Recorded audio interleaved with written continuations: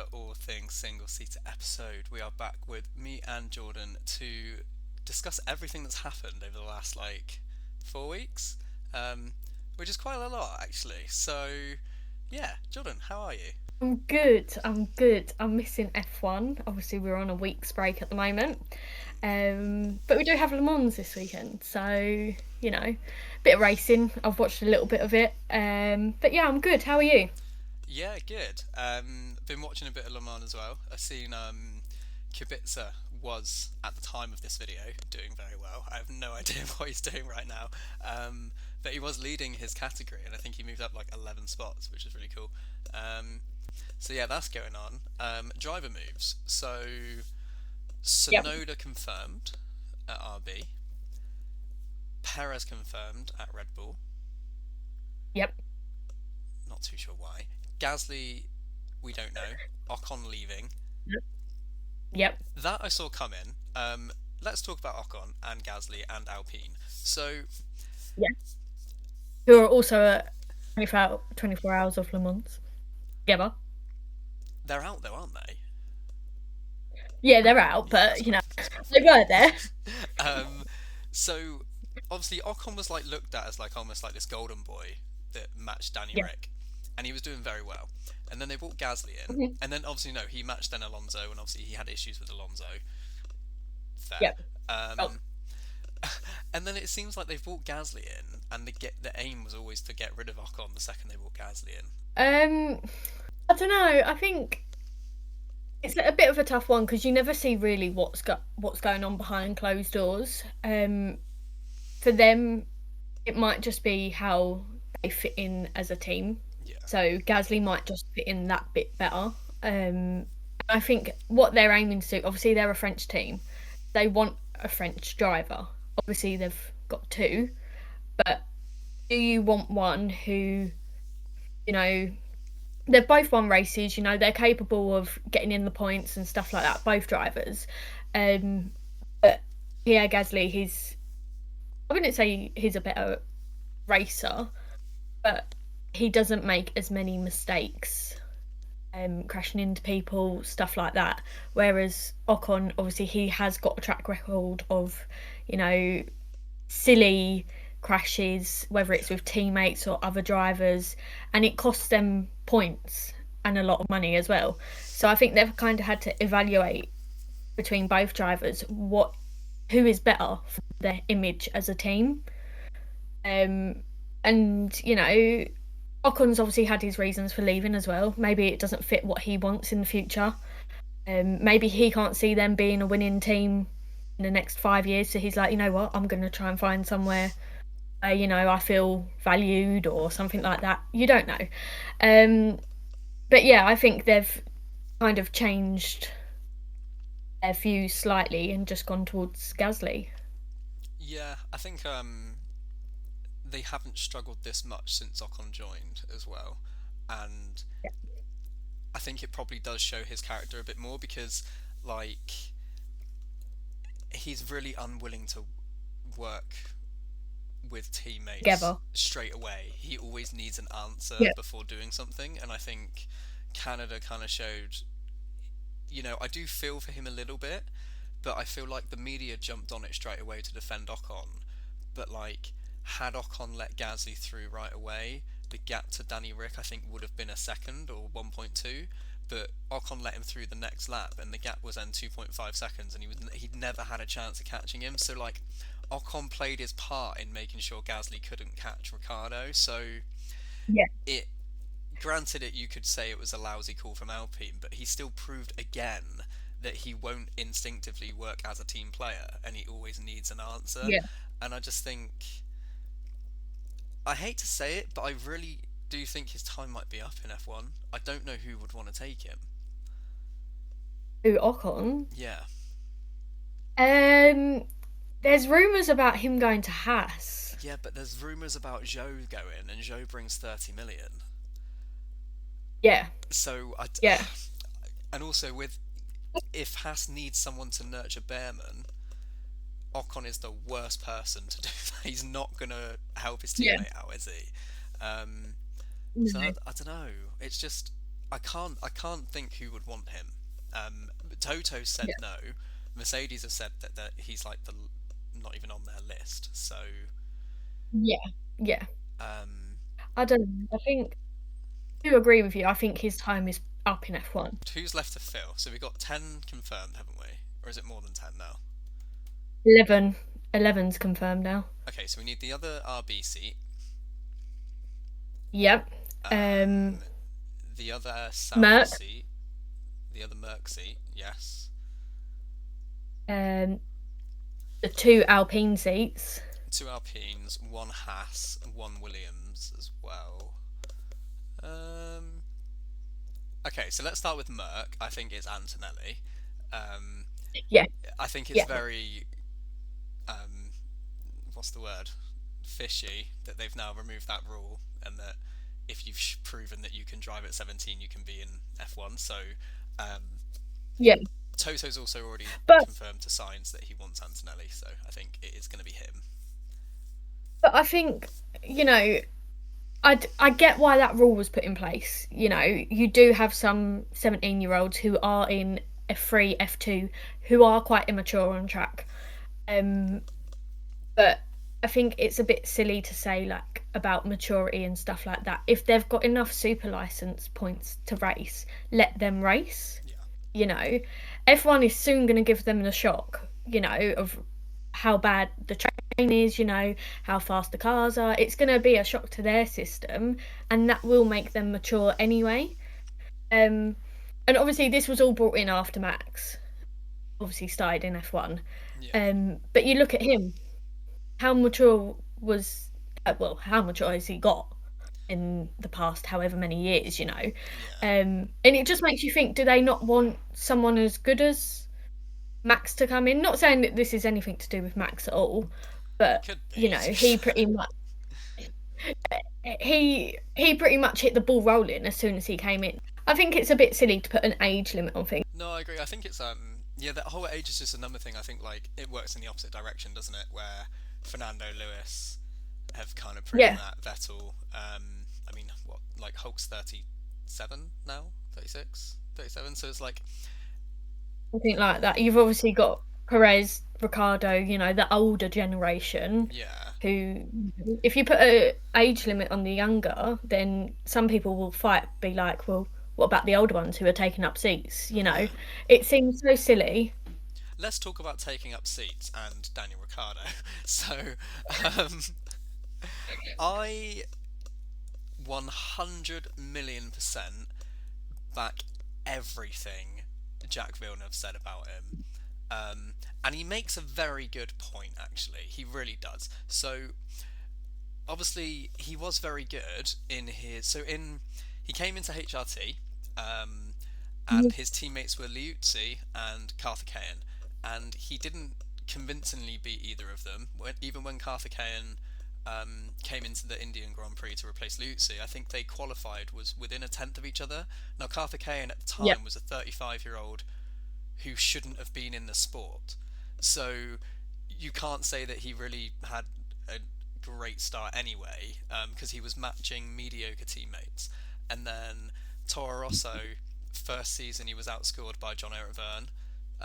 Second season, granted, he wasn't, or it might have been the other way around. I know that Verne beat him in one of the seasons, and then he went to Red Bull to a Sebastian Vettel, to a partner Sebastian Vettel who hated those cars. So again, he wasn't against a peak maxing Sebastian Vettel at like his max of his levels. Um, and then his next teammate after that was Danny Kvyat. And Red Bull said that everyone always says that Kvyat was never that great, but the first season in Red Bull, Kvyat beat Ricardo, um, yeah, and then they replaced Kvyat with Max, and then Max basically did wipe the floor with him. Um, so you do have to ask, at what point has he ever destroyed a teammate? And it was only that one season, in my opinion, in 2014 with Vettel, who couldn't drive the car very well. So I just kind of think yeah, that is the only year he's actually convincingly beaten a teammate. Um, yeah. so what? So is he good? Like, I'm not saying is he good because he is good, but is he as great as everyone's saying? Sorry, that was a I lot of think hate it's on tough. Danny Rick. I do love the guy, but you've got to ask the Yeah, question. this is the thing. He's so likable. Yeah, You feel bad saying these type of things, but he can't stay in F1 just because of that, because he's a nice guy, yeah, you know. Um, in everyday life, everyone, you've got people who are nice guys, but nice guys do come last. So, in no matter in what scenario that is, you know. finally being So, confirmed by a woman. Nice guys finished last, by the way. Just saying. I think obviously they've retained Yuki, which I think was a great idea. Yeah, good call. Um, Good call. but this is now the time to bring Liam in a year before the regulation changes, and he could potentially be the main driver after 2025 because there's rumours of Yuki leaving for 2026. So you've got someone in who's already been a part of the team for so long. You know, he's reserve driver, he's already drove in like Grand Prix and stuff like that already.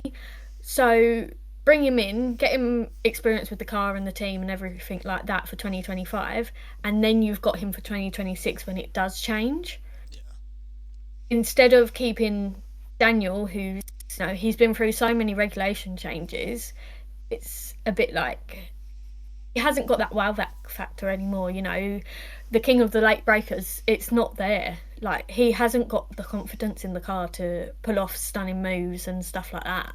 yeah, Um, I think it's just time for him to leave, pretty much. yeah. Which is sad to say, you know.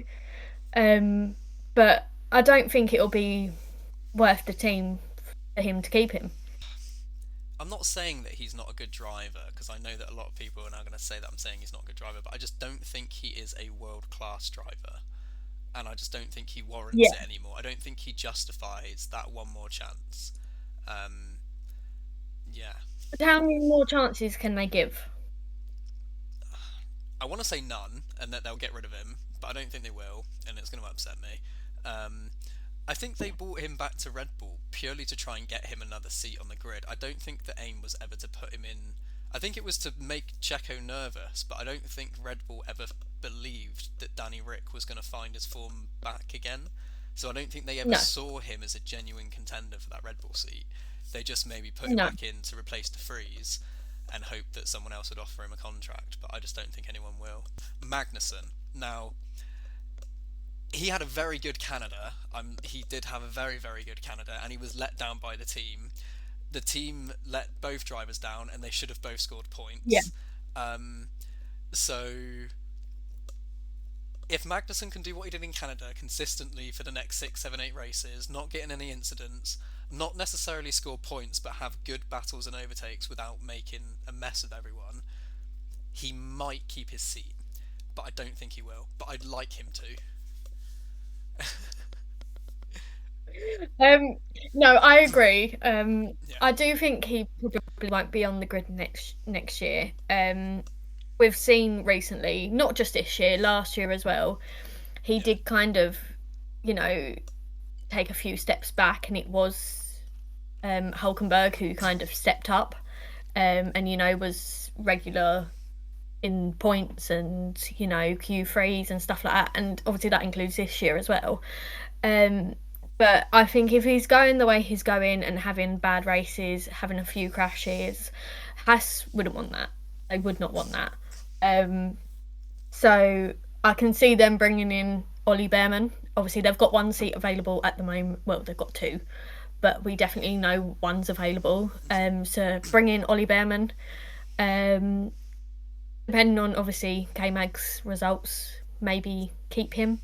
If not, they'll just bring another driver in from the grid who's already on there, and you know have an experience with a rookie, and that's probably the best thing for the team as well. But we'll see. We'll see. Obviously, things can change. But yeah, no, that makes sense. I think an option for Haas is probably Sargent with the American side of it. I don't think he would. I don't think they would maybe, but it might be an option for them. It's pretty I obvious think he's they'd going to have to leave take that Williams. alone. Yeah. Yeah, it is pretty obvious he's going to leave Williams. I do feel sorry for him because he's not had the same car since round one. Everyone needs to accept that he has not had the same car.